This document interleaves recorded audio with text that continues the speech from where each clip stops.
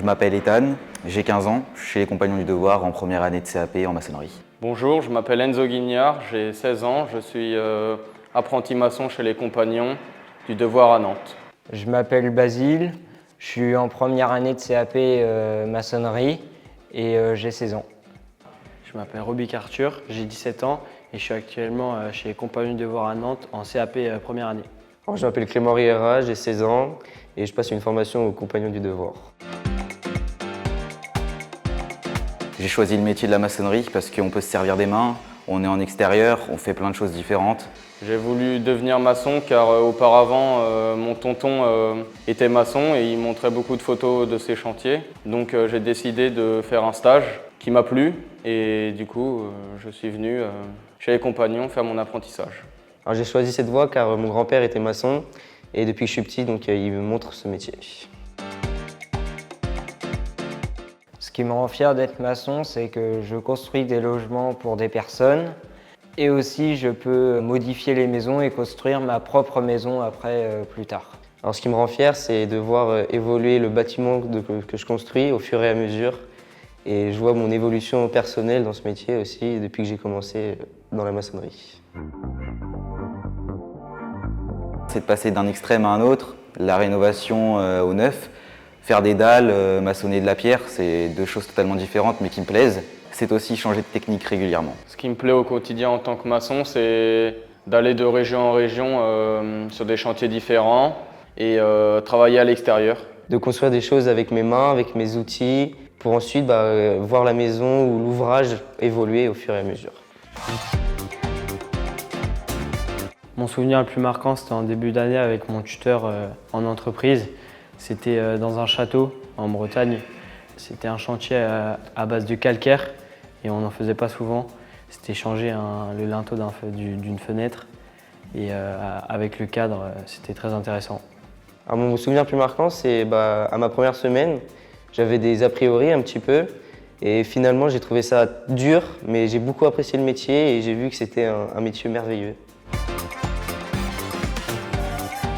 Pour moi, la compétence technique la plus importante à avoir en tant que maçon, c'est de savoir lire un plan et de savoir le nombre et le volume de matériaux nécessaires que tu as besoin.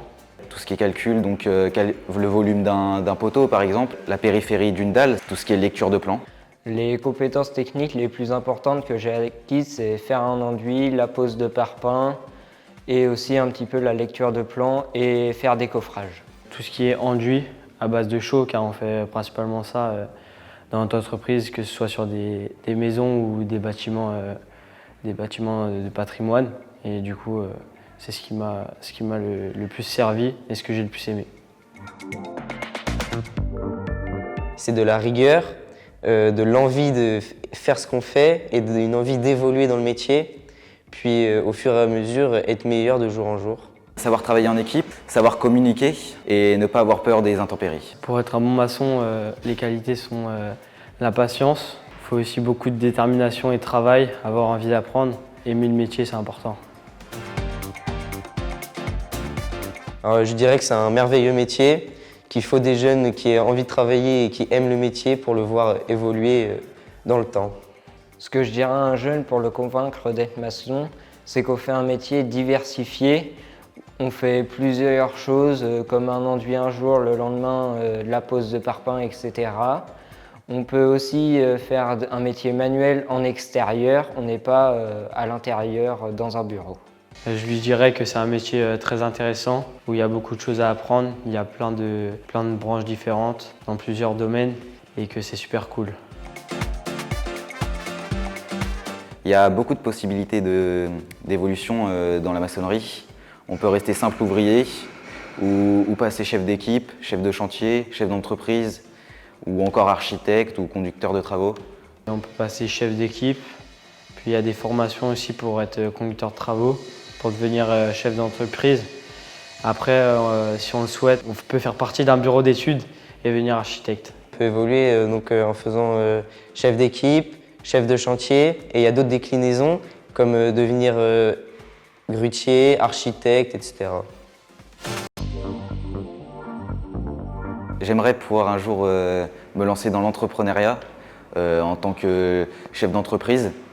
Mais pour l'instant, on va rester sur simple ouvrier et à avoir de une mon CAP et ensuite mon brevet professionnel. J'aimerais bien monter une entreprise pour avoir la fierté d'être à mon compte et de mener différentes équipes pour transmettre mon métier à mes salariés.